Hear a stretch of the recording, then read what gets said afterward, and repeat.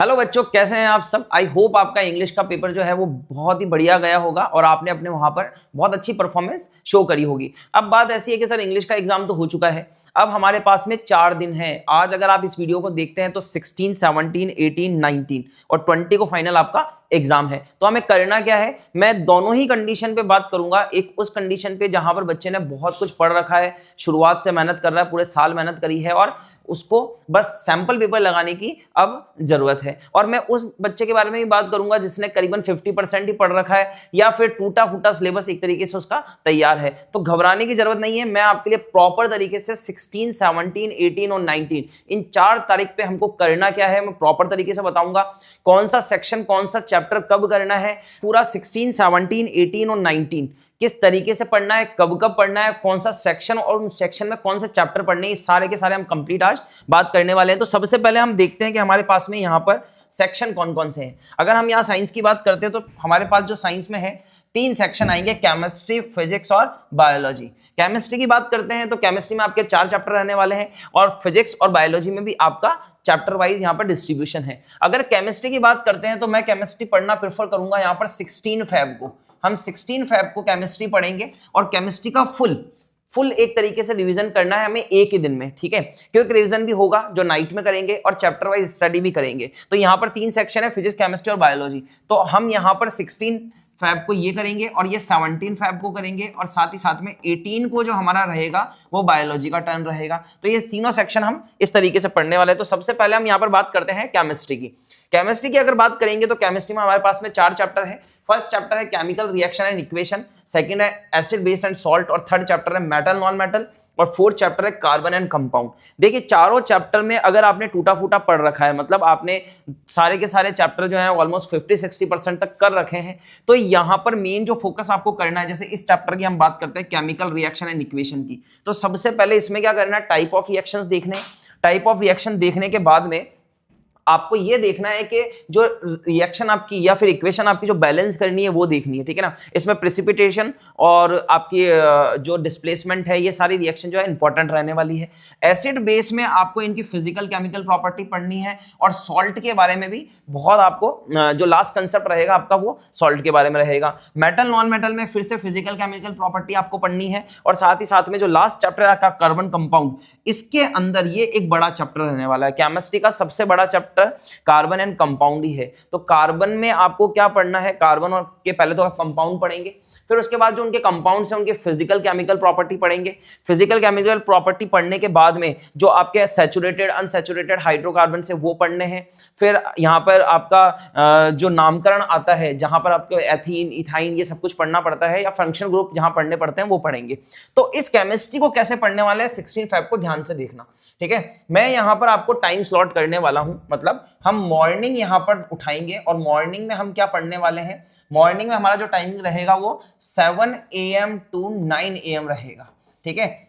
हम यहाँ पर 7 AM to 9 AM में आप जो भी चैप्टर यहाँ पर प्रेफर करते हैं, मैं कहूंगा कि फर्स्ट चैप्टर से स्टार्ट करना, चाहे आपने पढ़ा हो या ना पढ़ा हो, रिवीजन भी हो जाएगा और एक स्टार्टिंग भी हो जाएगी, बेस क्लियर हो जाएगा, ठीक है। उसके बाद में आपको यहाँ पर जो मिड मॉर्निंग पढ़ना है, मिड मॉर्निंग मतलब जो आपका 11 बजे या 10 बजे से स्टार्ट आप कर सकते हैं 10 AM to 12 PM तक, ये आपका कंप्लीट हो जाएगा। उसके बाद में आपको आफ्टरनून में क्या करना है, आफ्टरनून में देखिए थोड़ा सा रेस्ट लेना है क्योंकि आप लगातार 4 घंटे पढ़ चुके हैं। रेस्ट लेने के बाद जो आपका टाइमिंग रहेगा वो 2 PM से फिर से आप 4 PM तक यहाँ पर काम करेंगे। तो मैं यहाँ पर 2-2 घंटे जो दे रहा हूँ ना वो एक एक चैप्टर को दे रहा हूँ। उसके बाद कार्बन कंपाउंड की बात करेंगे। कार्बन कंपाउंड में फिर से हमारे पास में टाइम स्लॉट रहेगा 6 PM to 8 PM, ठीक है। तो आप देखेंगे 2 घंटे यहां निकल गए, 2 यहां निकल गए, 2 यहां और ये 2 यहां।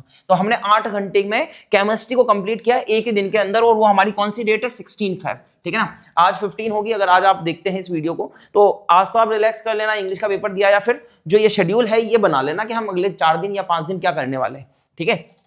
उसके बाद में हमें यहाँ पर क्या करना है कि जैसे केमिस्ट्री के आपने चारों चैप्टर पढ़ लिए और इस स्लॉट में पढ़ लिया, उसके बाद में रात में क्या करना है, सोने से पहले एक रिवीजन।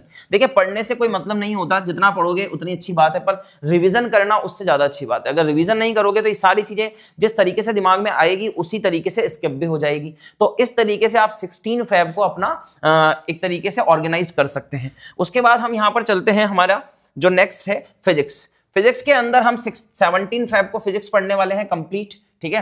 तो वही टाइम स्लॉट रहेगा, टाइमिंग जो मैंने आपकी बताई है, क्योंकि यहाँ भी हमारे पास में 4 चैप्टर है, तो हम यहाँ पर मॉर्निंग में 6 AM से स्टार्ट कर सकते हैं या फिर 7 AM से स्टार्ट कर सकते हैं। 7 AM से स्टार्ट कर हमारा पूरा रूटीन जो है वो 8 PM तक चलेगा, ठीक है, 8 PM तक चलेगा। और उसके बाद हमें क्या करना है, एक नाइट में क्विक रिवीजन करना है। तो लाइट रिफ्रैक्शन ये बड़ा चैप्टर है अपने आप में, इलेक्ट्रिसिटी बड़ा चैप्टर है, ठीक है ना, मैग्नेटिक इफेक्ट और ह्यूमन आई, जिसमें मैंने कलरफुल भी डाल दिया है। लोग बाग बोलते हैं, बच्चे बोलते हैं कि सर ये तो बायो का चैप्टर है। नहीं, यहाँ पर लाइट में जो आप लेंसेज वगैरह पढ़ते हैं ना, वो सब कुछ इसमें आता है, और कलरफुल जो स्पेक्ट्रम्स वगैरह है ये भी आपको पढ़ना पड़ेगा। तो यहाँ पर ये 2 चैप्टर आपको बड़े मिलते हैं, इन 2 चैप्टर को अच्छे से पढ़ना।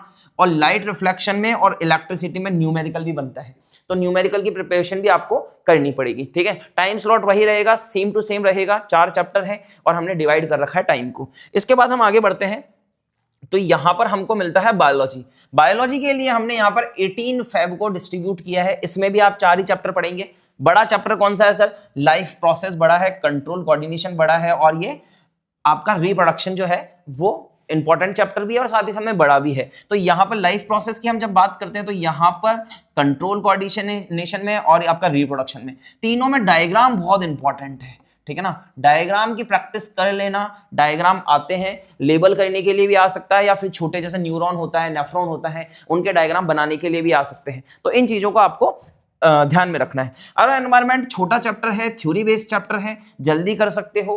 पर देखिए, जिस चैप्टर में हम वेटेज के से चलते हैं कि जैसे वेटेज ज्यादा है तो उसमें हमको इंपॉर्टेंट चीजें पहले करनी होती है, और जो चैप्टर छोटा होता है, वेटेज कम होता है या थ्योरेटिकल होता है, उसे हम अगर एक क्विक रिवीजन में बाद में भी करें तो भी चल जाएगा। तो सेम आपको बायोलॉजी में क्या करना है, वही टाइम स्लॉट रहेगा आपका। 7 AM से आपकी 8 PM तक का आपने शेड्यूल जो है ऑर्गेनाइज कर रखा है। उसके बाद में रात में एक रिवीजन होगा, ठीक है। अब बात आती है कि सर उसके बाद क्या करना है। जैसे मान लीजिए कि ये कंप्लीट हो गया है, तो हम 19 फेब को क्या करेंगे, ठीक है ना।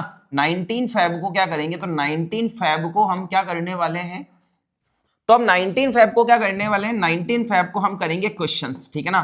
वेरियस टाइप के क्वेश्चंस करेंगे। साथ ही साथ में अगर आपके पास में टाइम है तो एक सैंपल पेपर जरूर लगा देना। अब तक आपने सैंपल पेपर की प्रिपरेशन तो करी होगी, पर एक सैंपल पेपर एक तरीके से आपकी 3 आवर्स की सेटिंग हो जाएगी, ठीक है ना। 3 आवर्स की एक सेटिंग हो जाएगी, तो यहाँ पर सैंपल पेपर इंपॉर्टेंट हो जाएगा। 19 फेब को अगर आप चाहें तो अपने पूरे डे को 3 पार्ट में डिवाइड कर सकते हैं। सबसे पहला पार्ट ये रहने वाला है जिसके अंदर आप क्या करेंगे, बायोलॉजी, फिजिक्स और केमिस्ट्री तीनों का रिवीजन कर लीजिए, ठीक है ना। जैसे मान लीजिए आपने 12 PM या फिर 1 बजे तक आपने अपना पूरा का पूरा क्विक रिवीजन कर लिया। उसके बाद आप 2 बजे एक सैंपल पेपर लगा सकते हैं अगर लगाना है तो। ऐसे मैं सैंपल पेपर कम ही रिकमेंड करूंगा, क्योंकि ये 3 आवर जो है, मतलब 3 घंटे आपके पूरे दिन के खा जाएगा। अब अगर आप जल्दी कर लेते हैं तो अलग बात है। और क्वेश्चंस की बात करते हैं तो क्वेश्चन आपको देखने पड़ेंगे, ठीक है ना। उन बच्चों ने जिन्होंने साल भर मेहनत करी है उन्हें पैटर्न पता होगा, क्वेश्चन फ्रेमिंग कैसे होती है सब कुछ पता होगा। पर मैं बात कर रहा हूं उन बच्चों की जिन्होंने 50-60% ही अपनी प्रिपरेशन कर रखी है और अब क्वेश्चन फ्रेमिंग जो है उन्होंने क्वेश्चन पूरे साल किए नहीं, तो क्वेश्चन देखना बहुत ज्यादा जरूरी रहेगा कि फ्रेमिंग कैसे होने वाली है, ठीक है ना। क्योंकि आजकल CBSE का पैटर्न जो है वो फ्रिक्वेंटली बदल रहा है, तो क्या करना है, क्वेश्चन फ्रेमिंग देखनी है कि कौन से चैप्टर में से कैसे क्वेश्चन बनते हैं।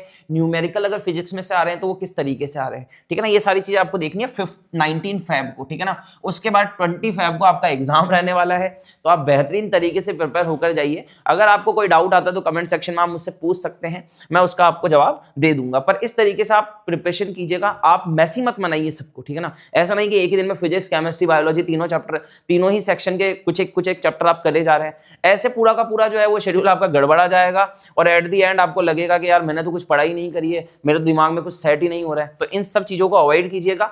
एक एक दिन एक एक सेक्शन को प्रॉपर तरीके से निपटाइए, और फिर आप 20 डेट जो है आपकी 20th डेट जो है उसमें आप साइंस को जाकर फोड़ के आइए, ठीक है ना। जैसे इंग्लिश का पेपर आपने बहुत अच्छा किया होगा, वैसे ही साइंस का पेपर भी आपका अच्छा होगा, पर एक रूटीन से चलना पड़ेगा, एक ऑर्गेनाइज्ड वे से चलना पड़ेगा। तो ये सब चीजें आपको ध्यान में रखनी है, ठीक है। अगर कोई डाउट आता है तो फिर से आप कमेंट सेक्शन में मुझे बता सकते हैं, मैं वहां पर आपको आपके सवालों का, आपके क्वेश्चंस का जवाब दे दूंगा, ठीक है।